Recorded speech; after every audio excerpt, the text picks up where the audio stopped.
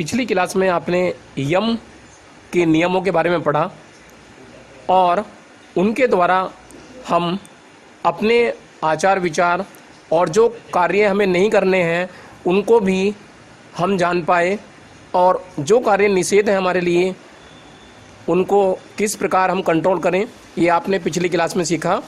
आज हम यम नियम के यानी कि नियम के बारे में सीखेंगे और नियम के अंदर ईश्वर की उपासना, स्वाध्याय यानी कि हम किस प्रकार जीवन के अध्याय को पढ़ें, अपने पढ़ाई को किस प्रकार करें और किस प्रकार हम अपना स्वाध्याय बढ़ा सकते हैं। तप हमें तप के बारे में जानना पड़ेगा।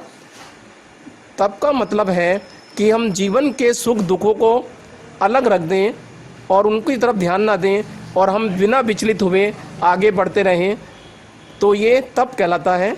संतोष, आदमी के मन में संतोष होना चाहिए, क्योंकि आदमी को खाने के लिए और पहनने के लिए जितना है, यदि उतना ही वो भोगे तो उसको संतोष करना पड़ेगा। और यदि ऐसा कोई संतोष नहीं कर पाता तो उसका इलाज किस प्रकार किया जाए, इस क्लास में आप देखेंगे। और शौच, शौच का मतलब है गंदगी, मल, कि अपने शरीर में से हम मल रोज़ाना किस प्रकार साफ करें। तो ये तो बाहरी सफाई के बारे में बात हो गई, लेकिन अंदर जो मन में मैल है यदि उसको निकालना हो तो उसको निकालना बहुत ज़रूरी है। रोज़ाना हम शरीर को कितना भी साफ कर लें, लेकिन मन का मैल है तो उसको किस प्रकार साफ करें, इस क्लास में आप जानेंगे। संस्कृत में आप उपवास, राइट फुट की रिंग फिंगर में उपवास को रखा गया है।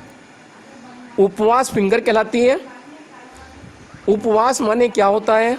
संस्कृत में उप का अर्थ होता है समीप और वास का अर्थ होता है बैठना, यानी परमात्मा का ध्यान लगाना, उनकी जप और स्तुति करना, ये हमारा उपवास कहलाता है। उपवास अगर भोजन के उसमें लें कि हम व्रत उपवास करते हैं तो उसका उपवास का मतलब होता है कि निराहार रहकर और हम उपवास रखें, लेकिन उससे यहाँ पर अर्थ नहीं लगाया जा रहा है। यहाँ पर प्रभु के समीप किस प्रकार बैठना है और उनका ध्यान किस प्रकार करना है, उनकी जप स्थिति क्या करनी है, तो उसके लिए आप उपवास की फिंगर पर 5 मेथी के दाने लगाएं और पेपर टेप से बांध दें। तो ये ट्रीटमेंट 6 घंटे से 8 घंटे तक आप कर सकते हैं और इसको आप लगातार करें 1 से 3 महीने, तो आपको इसमें सफलता प्राप्त होगी। तप के बारे में हमारे जीवन की जो परिस्थिति है, किसी समय यदि प्रतिकूल हो जाए, यानी कि हम अच्छे थे लेकिन अब समय के अनुसार हमारी परिस्थिति जीवन की प्रतिकूल हो गई हैं, तो हम ऐसे में स्थिर रहना चाहिए, हमें विचलित नहीं होना चाहिए। तो यह खुद का तपना हुआ, यानी कि यदि आप विचलित नहीं होते और इस गुण को, जो आप विचलित होने का जो अवगुण है, इसको पक्का करना चाहते हैं कि भाई हम विचलित ना हों, तो उसके लिए आपको लेफ़्ट पैर के जो फुट है उसमें लेफ़्ट थंब टो पर 5 मेथी के दाने चित्र अनुसार लगाएं और पेपर टेप से बांध दें। दिन में 2-3 बार इसको दबाते रहें, जैसा कि पिछली वीडियो में भी आपको बताया गया था हैंड की फिंगर यम की क्लास में।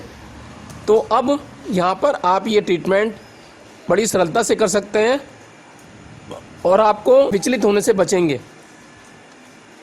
स्वाध्याय, स्वाध्याय का मीन्स होता है स्टडी ऑफ गुड लिटरेचर, चिंतन मनन इत्यादि। यदि हम अच्छे प्रकार से अपने अंदर का चिंतन मनन करते हैं, अच्छी ज्ञान की पुस्तकें पढ़ते हैं और उन पर क्या अच्छा किया क्या बुरा किया जीवन में, तो ये स्वाध्याय होता है। अच्छी किताबें पढ़ना ही काफ़ी नहीं है, लेकिन आप अपने जीवन के अध्याय को भी पढ़िए कि आज मैंने क्या गलत किया, क्या मुझे ये करना चाहिए था, क्या मुझे इसका लाभ मिलेगा, क्या ये मेरे लिए अच्छा था, इसके करने से क्या मुझे कुछ बुरा मिलेगा तो ये अध्याय हुआ, अपना स्वाध्याय हुआ। तो आपको ये जानकारी जब इसको बल देना है कि मुझे स्वाध्याय बढ़ाना है, अपना चिंतन मनन बढ़ाना है, तो उसके लिए आप लेफ्ट पैर के फुट में लेफ्ट इंडेक्स फिंगर टो पर 5 मेथी के दाने चित्र अनुसार लगाएं, तो आपको स्वाध्याय में अच्छा बल प्राप्त होगा और आप अच्छी ज्ञान की पुस्तकें पढ़ें, अच्छी बातें सुनें और उनका चिंतन मनन करें। अब आता है इंद्रिय निग्रह। इंद्रिय निग्रह की जो उंगली है वो लेफ्ट लेग में जो फुट है उसकी middle finger, left middle finger toes पर आप ये ट्रीटमेंट करेंगे। हमारे शरीर में जितनी भी कर्मेंद्रियां हैं और ज्ञानेंद्रियां हैं उनका सदुपयोग संयम से करना चाहिए। जैसे आँख से अच्छा देखना चाहिए, गलत नहीं देखना चाहिए। कान से अच्छी बातें ही सुननी चाहिए, गलत बातें नहीं सुननी चाहिए। किसी की चुगली नहीं सुननी चाहिए और अच्छी बातों पर ध्यान देना चाहिए। कान से अच्छी बातें ही सुननी चाहिए। हाथों से गलत काम नहीं करने चाहिए, जैसे चोरी करना, हाथों से किसी का गलत करना, गलत लिखना, ये सब काम आप करेंगे तो आपको कष्ट आगे प्राप्त होगा। इंद्रियों को जितना हो जाए उतना उनके अर्थों में ही प्रयोग करिए। ध्यान, अगला तत्व है ध्यान। ध्यान क्या है कि मुझे ध्यान नहीं रहा किसी काम का, ऐसा नहीं है। ध्यान इसको नहीं कहते। ध्यान इसे कहते हैं कि हिंदू धर्म में ध्यान का अर्थ चिंतन और मनन से लिया गया। ध्यान को योग के अभ्यास में लिया जाता है और यह समाधि और आत्मा ज्ञान का साधन है। ध्यान मजबूत होगा तो सब काम सफल होते हैं। और अगर कार्यों में देखें कि ध्यान लगाना है तो उसमें भी इस उंगली पर आप इलाज करें। लेफ्ट रिंग फिंगर टोज पर आप ये 5 मेथी के दाने लगाएंगे और इसको दिन में 3 बार दबाएंगे। 1-1 मिनट के लिए एक सेशन में दबाएंगे और 8-10 बार आप दबा लें इसको धीरे धीरे, तो ये ध्यान वाली उंगली पर ट्रीटमेंट अच्छा हो जाता है। इन उंगलियों पर और भी ऑर्गन होते हैं बॉडी के, उनको भी बल मिलता है। और इस प्रकार से हम करते तो हैं ध्यान का उपचार, लेकिन हमारे शरीर के ऑर्गन अंदर हष्ट पुष्ट होते रहते हैं और उनका उपचार सरलता से हो जाता है। तो एक्यूप्रेशर के अंदर खास बात है, करते तो हम एक चीज़ का इलाज है, लेकिन वहाँ पर अन्य चीज़ें, अन्य ऑर्गन, अन्य हमारे शरीर के अंग उपस्थित होने से उनको भी उपचार सरलता से मिल जाता है और हम एक के साथ अनेक रोगों का इलाज सरलता से कर लेते हैं। तो अपने ध्यान को मजबूत करना हो, एकाग्रता लानी हो, तो आप इस फिंगर पर ट्रीटमेंट करें। मल त्याग, शौच। मल त्याग से जो हमने साधारण तरीके से ले रखा है, इसका अर्थ वो केवल यही ले रखा है कि शरीर को बहुत महंगे साबुन से और जो है जिसमें खुशबू आती हो उन साबुन से नहलाना चाहिए और सेंट लगा के रहना चाहिए। तो क्या ये सफाई में आता है? ध्यान के माध्यम से मन, बुद्धि और आत्म शुद्धि करना ही बहुत ज़रूरी है। बाहरी सफाई से, पानी से या अन्य साधनों से आप कर ही लेते हैं, जो भी बाहरी सफाई होती है वो पानी से भी हो जाएगी और ये ज़रूरी है। लेकिन अगर इन सब के साथ साथ हम अपने ध्यान के माध्यम से मन, बुद्धि को भी पवित्र कर लें, मन के मैल को भी हटा लें, तो आप बहुत अच्छा महसूस करोगे, दूसरे आपके बारे में अच्छा सोचेंगे। तो आज से अपने मन के मैल को ज़रूर निकालिए। मन बहुत मैला है तो आप बीमार रहेंगे। मन के अंदर गंदगी तो बीमारी आपका पीछा नहीं छोड़ेगी। आप इस पृथ्वी पर कितना दिन रहेंगे, तो मन साफ करके रहिए, क्योंकि आपको इस पृथ्वी से जाना ही पड़ेगा और एक दिन आप यहाँ से जाएंगे, फिर दोबारा जन्म लेंगे, फिर दोबारा आएंगे। पता नहीं कितने जन्म हो चुके हैं हमारे, लेकिन हर बार हम मन के मैल को नहीं धो पाते और खुद दुखी रहते हैं और दूसरों को दुखी करते हैं।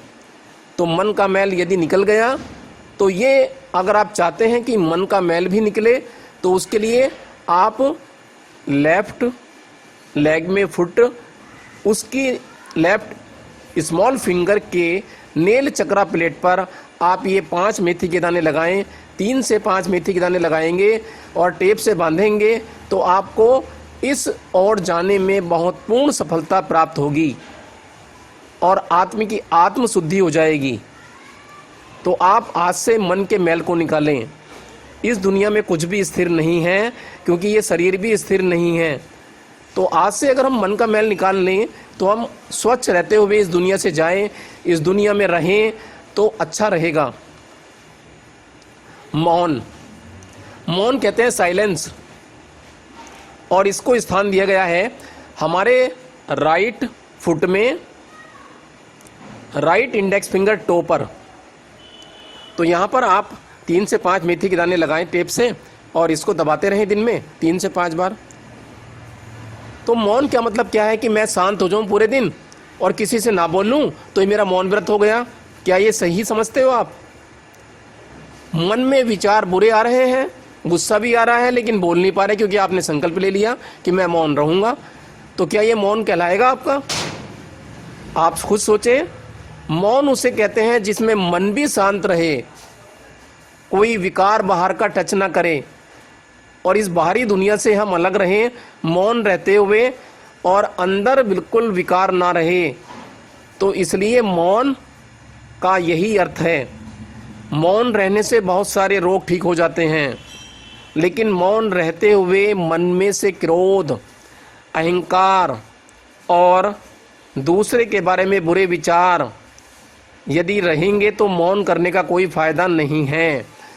मौन करते वक्त आपका संपर्क केवल अपनी आत्मा से होना चाहिए, परमात्मा से होना चाहिए। आपका संपर्क सीधा परमात्मा से होना चाहिए, तो ही मौन धारण करने का सही अर्थ प्राप्त होगा और उसके बाद हम बीमारियों से बच सकेंगे।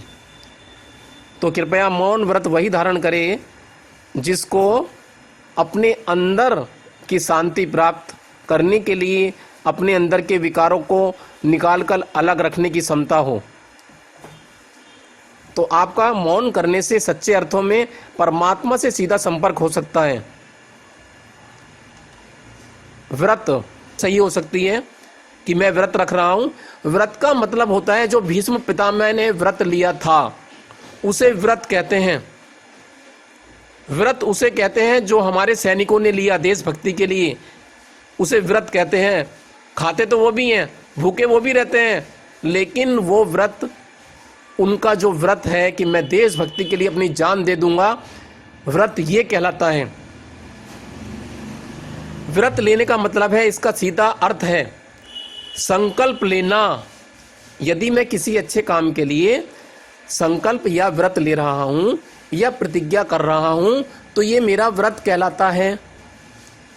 तो परोपकार का व्रत लीजिए, आप लेना चाहते हो कोई अच्छा व्रत लीजिए, अपनी एक आदत छोड़ने का व्रत लीजिए कि आज से मैं झूठ नहीं बोलूँगा, ये आपका व्रत हो जाएगा। आज से मैं चुगली नहीं करूँगा किसी की। स्नान, बाथ, नहाना, तो इसमें भी वही चीज़ है कि यदि नहाना है तो नहाने के लिए यदि किसी को डर लगता हो, घबराता हो और शरीर की सफाई का ध्यान नहीं रखता पाता हो, तो आप राइट स्मॉल फिंगर टोज पर इलाज कर सकते हैं, ट्रीटमेंट दे सकते हैं और इससे उसको इस चीज़ में लाभ मिलेगा। लेकिन स्नान किस प्रकार से किया जाता है इसके बारे में बहुत बड़ी बातें लिखी हुई हैं। स्नान कब किया जाना चाहिए, किस समय किया जाना चाहिए, कितने पानी से किया जाना चाहिए, किस दिन कौन से चीज़ों से स्नान किया जाना चाहिए, गुलाब की पत्तियों का स्नान कब करें, तुलसी, चंदन वगैरह चंदन का स्नान कब करें और चंदन का स्नान करने से क्या होगा। तो ये स्नान क्या है? वनस्पतियों से स्नान करना, नेचुरल चीज़ों से स्नान करना, ये शरीर को लाभ देगा। ये जो साबुन है आपके सेंटेड, इनसे स्नान करने से कभी किसी को लाभ प्राप्त नहीं होता। इसमें सोडा कास्टिक की मात्रा भी होती है जो शरीर पे सफ़ेद निशान छोड़ देती है। तो क्या स्नान पहले नहीं होता था? क्या साबुन की फैक्ट्रियां जब पहले नहीं थी तो लोग क्या स्नान नहीं करते थे? क्या गंदे रहते थे? क्या बीमार रहते थे? आज स्किन की प्रॉब्लम ज़्यादा है, पहले नहीं थी। तो आज जो जंगल में जानवर रहता है वो कितना बीमार रहता है ना? तो उसको प्रकृति के टच में है, प्राकृतिक चीज़ों को खाता है और किसी भी चीज़ को वो तल के, भून के, गरम करके या उबाल के नहीं खाता। जैसी इस परमेश्वर ने इस जमीन पर दी है वो वैसा ही खाता है, उसका पूरा गुण उसको मिलता है। लाइव चीज़ें खाइए, लाइव मिलेगा आपको। जैसे लाइव का मतलब क्या है? जिनमें जीवन हो। जैसे टमाटर है, कितना सुंदर लगता है, लेकिन जब उसको गर्म कर देते हैं तो बेचारा मुरझा जाता है, उसकी त्वचा सिकुड़ जाती है, तब हम उसको खाते हैं। तो उसका जीवन जब निकल गया तो हम क्या खा रहे हैं उसमें से अब? तो टमाटर के अंदर जो ताकत थी वो तो लाइव में थी, लाइफ में थी, उसकी सुंदर लगता था देखने में। तो अधिकतर हम कई चीज़ें अगर हम बिना पकाए भी खा सकते हैं तो उनसे हम स्वस्थ रहेंगे और अन्य बीमारियां पास में नहीं आएंगी। आप सुनते भी हो, समझते भी हो, जानते भी हो, लेकिन करते नहीं हैं हम। और हम ये सोचते हैं कि कुछ नहीं होगा, जब तक इस दुनिया में आए हो खाए पियो, और जिंदगी कितने दिन की है, क्या परहेज करना, मौत तो आनी है, आ जाएगी। लेकिन जब बीमारी आती है तो मौत तो बहुत दूर की बात है। मौत अपने समय पे ही आएगी। जितना आप जीवन में लिखवा के लाए हैं प्रकृति से, इस पृथ्वी पर भगवान से लिखवा के लाए हैं, उतनी ही आयु, उतनी ही सांसों की गिनती आपको पूरी करनी पड़ेगी। जैसे ही आप गलत खान पीन से बीमार हो गए तो वो बीमारी का दर्द आपको सहन करना पड़ेगा, लेकिन मृत्यु अपने समय पर ही आएगी। तो इसलिए स्वस्थ रहते हुए आप अपना जीवन बिताएं और निरोग रहते हुए अपना जीवन पूरा करें। जानकार होना, टू बी अवेयर, कि हमें जो है ना जागरूक होना चाहिए। आज जो आदमी जागरूकता की कमी रखता है, जानकार नहीं होता अपने जीवन में, वो काफ़ी बीमार भी रहता है, असफलताएं उसको नहीं मिलती रहती हैं। तो हमें इस जानकारी के गुण को अगर बढ़ाना हो तो राइट फुट में, राइट थंब में आप इलाज करेंगे। और यहाँ पर 5 दाने मेथी के पेपर टेप से लगाएं और इसको 6 घंटे से तक बांधें, 8 घंटे तक, और दिन में 2-3 बार आप दबाते रहें और एक बार में 8-10 बार दबाएं धीरे धीरे। तो इससे आपको सभी रोगों में सफलता प्राप्त होगी। तो अंगूठों में ब्रेन होता है, इसलिए ये ज़्यादा लाभ देता है। सभी उंगलियों में आप रिंग चलाइए, और रिंग किस प्रकार चलाई जाती है हमारी वीडियो में बताया गया है। सभी हाथों में रिंग चलाएं, उंगलियों में रिंग चलाएं, कलाई में रिंग चलाएं, और पैरों की रिंग भी आती है, सुजोग रिंग, तो उससे हम स्वस्थ रह सकते हैं। तो आज की क्लास में ये आपको जानकारी दी गई किस प्रकार से हम अपने आचारों और विचारों को स्वच्छ रख सकते हैं, स्वस्थ रख सकते हैं और एक स्वस्थ जीवन की तरफ कदम बढ़ा सकते हैं। तो आज की क्लास में इतना ही। अगली क्लास में एक बार फिर, तब तक के लिए नमस्कार।